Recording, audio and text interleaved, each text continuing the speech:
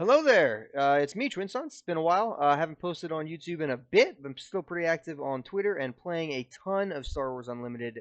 And super excited for a store championship I have coming up this weekend, actually. So I'm very, very excited. But today, I actually get to spoil a new card from Set 3, Twilight of the Republic, which has to be, I mean, it's only Set 3, but has to be my most anticipated set by far. I'm a Clone Wars diehard, so absolutely love the Clone Wars, and I'm here recording today on October 7th, which means a different card just got revealed today from the official FFG account, which is going to pertain very much to the card that I'm revealing right now for you guys. And that card is Satine. So I'm going to go over what Satine does. I'm going to go over what a deck revolved around Satine does. And but first, let's just stop the crap. Let's jump right into the card. We have the Duchess's Champion. Super honored. Thank you, FFG, for letting me reveal this card to the public here. Very excited about this card. It's a 4-drop Mandalorian ground unit, double vigilance for the aspects. 1 attack, 8 health, crazy stats, and it kind of has this weird anti-coordinate, like reverse Bizarro World coordinate. So while an opponent controls 3 or more units, this unit gains Sentinel. So if your opponent has coordinate active, essentially you get Sentinel for this unit. So right off the bat, you look at it and you're like, all right, what the heck is this thing doing? It's a Mandalorian, but double blue. That seems weird because it's got to be pretty hard to pull off a Mandalorian deck without running some of those sweet red Mandalorians, right? But then you go, okay, let's see, 1 attack, 8 health, and Sentinel sometimes? Kind of weird. You really need to look at Satine to really put this card together. So we're going to jump over to Satine. All right, and for this, I will be using SWODB, so shout out to those guys running an awesome site, and they already have Satine up on the site. Satine is a 4-drop ground unit, a Vigilance Heroism card with 0 attack and 6 power, and a Mandalorian official. Each unit, including enemy units, gains action, exhaust, discard cards from an opponent's deck equal to half this unit's remaining HP rounded up. So essentially, we're introducing mill into the game. So we're introducing, and it's already been there a little bit. We've had some cards that mill from hand, like Spark of the Rebellion and like Pillage or Force Throw. So we've had some cards that discard cards from opponents' hands. We haven't had a ton that discard from the top of the deck. There's some effects that do it to yourself, and then of course Vigilance, which we'll go over in a second, lets you discard cards from an opponent's deck, which is very powerful. But for this, you're essentially giving everybody on the board this ability to mill, which, I was very interested to see how are we going to introduce mill into Star Wars Unlimited. It's a common archetype in a lot of different card games, and it obviously leans heavily into control.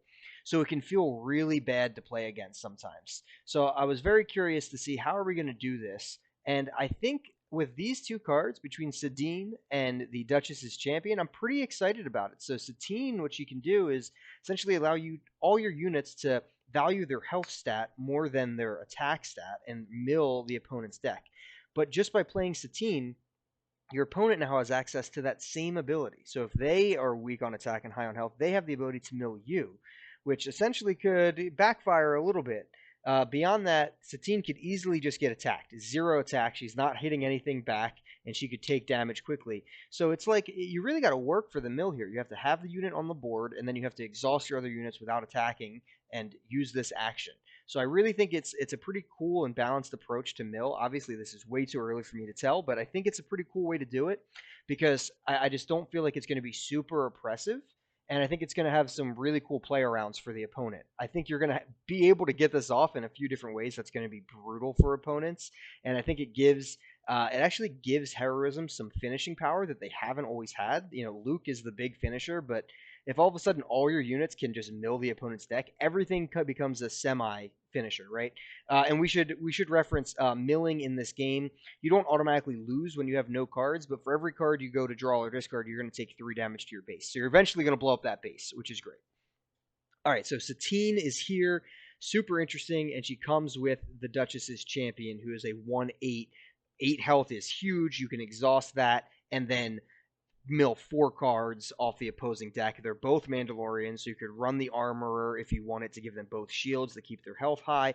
Super interesting cards. But obviously, we need to talk about Vigilance when we're talking about double blue mill, and I do think double blue, vigilance is going to be where Mill wants to be. This is my initial thoughts, at least, because of the Duchess's champion and vigilance. Vigilance is an amazing card, has a bunch of really cool effects. Mainly, I'm looking at discard 6 cards from an opponent's deck. You bring 50 cards to the game. You can take more. If you take more, which people might start to think about a tiny bit now because of Mill, but you could take more. It just reduces your consistency of your deck because you have more options. So it's not going to happen often. Most people are coming with a fresh 50, and discarding 6 of that is significant. On top of healing 5 from your base if you need to survive, or killing a unit, or giving a shield. Vigilance is just an insane card. So I do think that works really well here.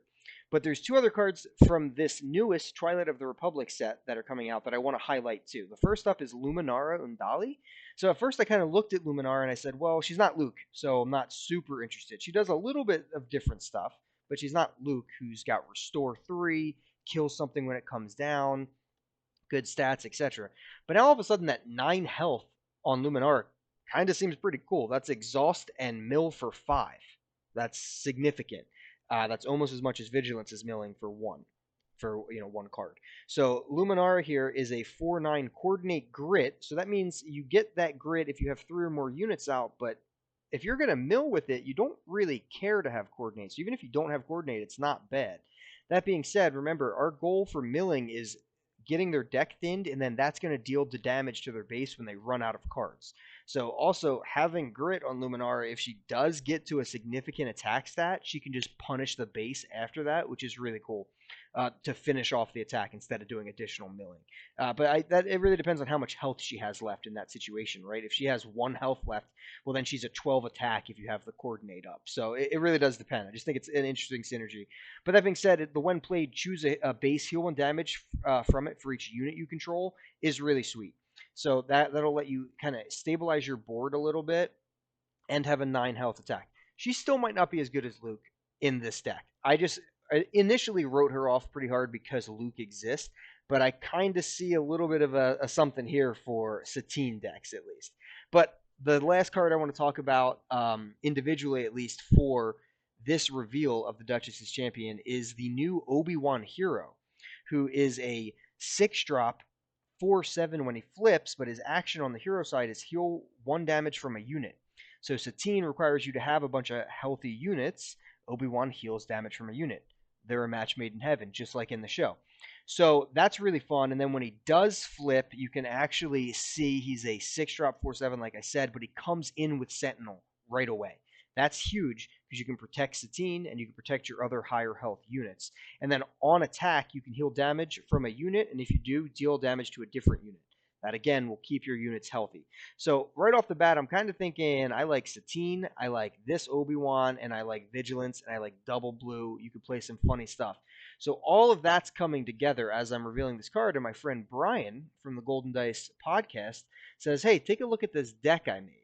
So he sends me over this deck, and I'm going to go through it real quick for you. It's quite funny. All right, so Brian sends this over for me, and I'm looking at it, and it's double blue, and I'm like, yep, this is exactly how I liked it. And then I'm looking at everything he's running, and he obviously has Satine in here, and then he's got a bunch of other really, really fun cards in this deck. And this is all before he knew, and still doesn't know, about the Duchess's champion. So, Brian, if you're watching, enjoy the new card reveal, because I think you'll like it. But essentially, this deck is a pretty heavy blue control deck that he sends. Double blue. It's got Satine, and then it's got some really high health stuff at the end game. It's running Bendu for the other double blue card, who can allow him to play some other fun stuff. He's doing Crate Dragon off color, which is wild, but Bendu could make it come down at 9, and it's got 10 health. Chewbacca's got 10 health. Redemption can either come down and just have 9 health, so you can exhaust it with Satine, the mill 5, or it can come down and save your base 8 damage, or other units, right? Redemption's a really good card for this type of deck. So I'm right away just loving where Brian's head's at. I obviously would start tweaking this, and I can't wait to talk to him and tweak some of these cards around to see where can we fit the Duchess's champion. So this is just a general idea of where I think the deck archetype could go. So let's just jump back to the Duchess's champion so we can go over it one more time. All right, so again, this is the Duchess's champion. This is the reveal that FFG so graciously let me reveal to you guys. And again, really sick art. incredible art, but also really fun card. I'm excited to see if it even makes like a blue Mandalorian deck. Double blue, is that a thing? Do we want to run that? We might need a couple more Mandalorians, but then you think, okay, you could run that on the villain side, and that's kind of interesting as well. Don't think there's enough Mandalorians on the villain side as is, but this could add one to that in a Gar Saxon type deck, which is cool. But my main thought process here obviously goes with Satine. Such awesome synergy. It has the possibility to Sentinel and protect Satine with 8 health, which is huge. But on top of that, you just have 8 health, so you can just absolutely mill some people's decks. I'm so excited for this. I'm so excited for putting Resilient on it to put it up to 11 health as a 4-drop. Sounds hilarious. Just very, very excited. I love Mandalorians, and I love new strategies. And I think Satine drops a bomb onto this game and says, oh, look at this.